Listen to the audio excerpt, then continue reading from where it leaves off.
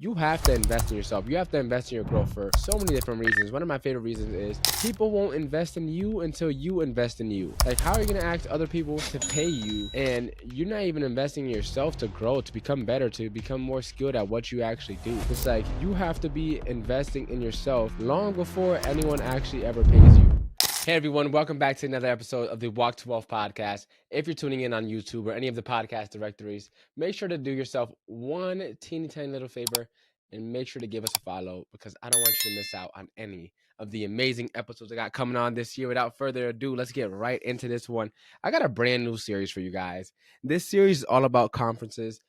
I've been to about 13 conferences, and at the time I'm recording this, there's still one, maybe two, three conferences that I'm going to go to in 2024. So I'm really excited. And honestly, man, like conferences have made such a big impact on me, and it also made a big impact on my pockets, both like positively and also negatively because they can cost quite a bit. So for anyone that doesn't know, a conference is like a big event where a bunch of people kind of get together. For the topic varies depending on which conference you're going to. So of course the ones I'm going to are usually either podcast or business related, all of them.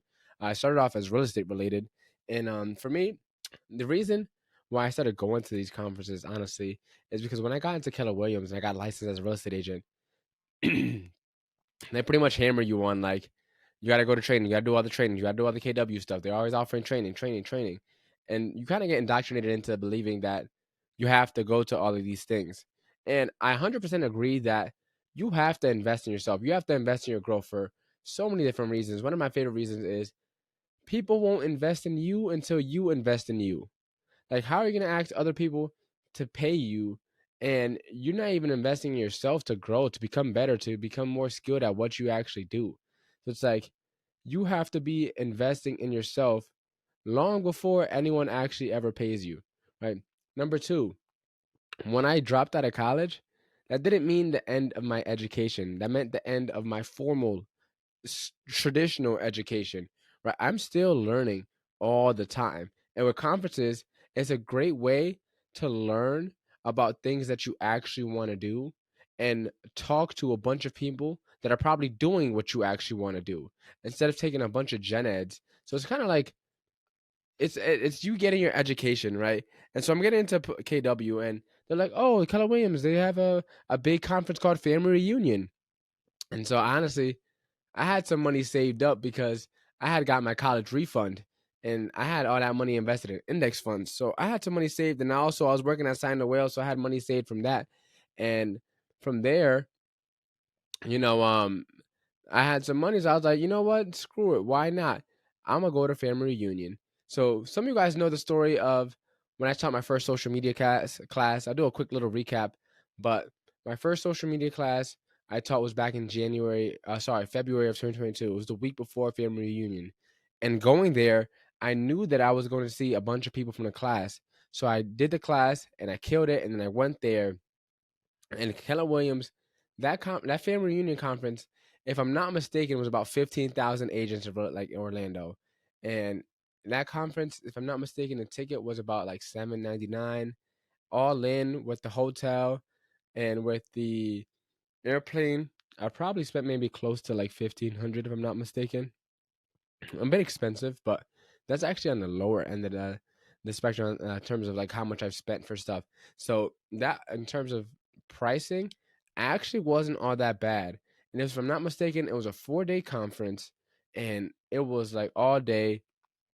And they'll have the main stage speakers, and then they'll have a bunch of like, I'm talking like tens of different breakout groups, like 20 each day. It would be like per like every hour slot there was like 10 to 15 breakout sessions. So like imagine that. So like every hour it's like a brand new breakout. That's a whole lot of breakouts, a whole lot of information, a whole lot to consume. And that conference was so overwhelming and it's so fun because at that time too, like the pandemic was just like finally starting to go away a little bit and the world was starting to open up. So it was still like on that stage where a lot of people were like kind of on the fence of like, should we even be outside or not? And they had these little badges, and if you had like a red badge, it meant don't touch me, stay away from me. If you had a yellow badge, it was like, okay, I'm cool, like maybe handshakes. and then like green badge meant like you're a hugger, like you don't mind being extra social, because at the time they were like really enforcing social distance and all that stuff. And so that for me, that was my first conference. And my big takeaway, honestly, and that was the first time in a long time that I cried. I was just so overwhelmed with the positivity, so overwhelmed with the energy at that event. I remember I was talking to this guy named Spencer. Shout out to Spencer. I forget where he's from, but he's a realtor friend of mine.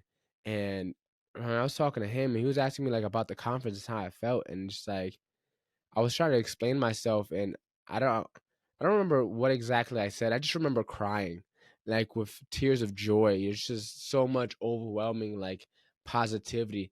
And that was the first time I ever felt anything like that. Like I remember the speakers being great. And while I was there, I went to a bunch of networking dinners. So I went to one of the groups I had was called Early Birds Talking Real Estate. They had a dinner. I went to that. I got to meet a lot of people there in person that I'd never seen before, at least in person. And then I went to a at that time I think I went to the Pivot Shift Ahead. They had a dinner, which is another group in Keller Williams. They had a dinner, and I went to that as well. And so my big thing is like when you're going to an event like that, I said it's like 15,000 people. One thing I would highly recommend is like you got to find a way to make yourself memorable. Also, too, there's things to kind of avoid. So like I'm gonna start off with the things not to do that I learned from that conference. One, don't be the person that like if you ever go to a networking event or business event or any type of event, don't hand your business card within the first 10 seconds or even the first minute or the first like let the conversation develop a little bit. If you have some alignment, then boom, pass out your business card. When you go to events like that, there's people like that are just trying to play a numbers game. They're just trying to pass their business cards to as many people as possible. Like a lot of real estate agents absolutely suck at networking. Absolutely awful. Um, Number two, if you go to an event like that, um, do not be the person that goes to the event early to put their business cards on all the chairs. Like that is one of my biggest pet peeves because I'm not picking that up. Like I am not picking that up. That's entirely, someone else's problem. But people go to events and like they'll just like they'll put their business card on seats, and then when you get there their business card is already on like all the seats, and mind you don't even know who that person is, you don't know what they're talking about, what they do, you never even met the person, you just see a random business card on your seat. Like business cards get thrown out. It doesn't matter how fancy they are, the business cards get thrown out. Maybe if you're lucky people use it as like a bookmark or something like that, but they're either getting lost or they're getting thrown out. And so yeah, um, then so that's what's not to do that I learned from that conference. What to do is try to find your tribe. Right? Try to find the people that you align with. So go to networking events or stuff like that. Usually, you go to a conference of that size, they're gonna have different events, different networking opportunities. Try to find the groups that are kind of aligned with you, and go to those. Also, when you're meeting with people, right? Always have your one liner. Like everyone talks about your elevator pitch, Like you need to have your elevator pitch dialed in. It's like a quick little 30 seconds of like who you are, what you do, why you do type of thing. And so like your super quick elevator pitch could be, hey, my name is John Mendez. I help business owners who struggle with social media leverage AI to consistently create content. Boom. That's your quick one liner, right? Or you can make it a little fancier and be like, you know, um, and after teaching classes for a while, I realized that most business owners have the same six problems when it comes to social media, right? Boom, boom, boom, boom, boom. And once I started using ChatGPT, I realized that you can leverage AI to consistently create content. And so that's what I do. I help business owners struggle with social media, leverage AI to boom, boom, boom. And like a quick little 30-second story. But like you want to have that dialed in and want it to be something that's clearly states who you help and clearly states how you help them. Because like, or like that ideal result you get for them. Because you're meeting so many people and shaking so many hands, you got to find a way to stick out. So at that event, like my little strategy is everyone knew me for my big curly hair. So I woke up extra early on the last day and washed, or on the Sunday, it was the day before last day, and washed my hair out. And then I had a shirt that said "Stop and stare, don't touch the hair." Boom, attention grab. And then from there, I had a digital business card, which now is pretty common. but it's called a dot card. It's like $20. I still use it now to this day. But like that card at the time, you tapped it on your phone and then it would pop up like a link for people to download your contact info, which at that time none of the other cards were really doing. They like no, we had the scan the QR codes, but like no one had a tap and to get access, and so that was pretty cool. And so that was my little way of sticking out. And then when people wanted my contact info, I would have to kind of like almost coach them through how to use the card because they'd probably never seen it. And so it was just little things like that to make myself memorable. In terms of speakers, honestly, I don't remember what any of the speakers said or any of the speakers talked about. I don't even remember I don't really remember the lineup of speakers, honestly. It's almost over 2 years ago now, but that was my very first conference ever, and I loved it. I got to meet so many amazing people, and it really shifted the game for me because it's like it made me realize how important it is to throw yourself out there. I learned how fun it is to like travel, and especially travel alone. Like you feel like you're conquering the world. It's so much fun. It's so different. Like getting to go to a whole different side of the state, or the country. I mean, I never really traveled much growing up, and I always talk about points and miles, but like I wasn't really into.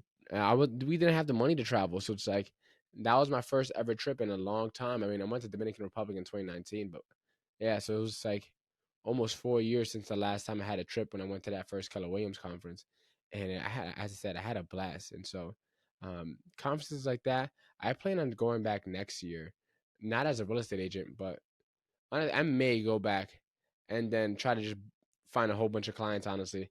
But we'll see how what's in stores. But honestly, that's pretty much it for in terms of my first conference. Now, my next conference wasn't until August of 2022, so that was called Mega Agent Camp, or yeah, Mega Agent Camp, and I'll tell you more about that in the next episode. So that's all for this one. I'll catch you in the next one.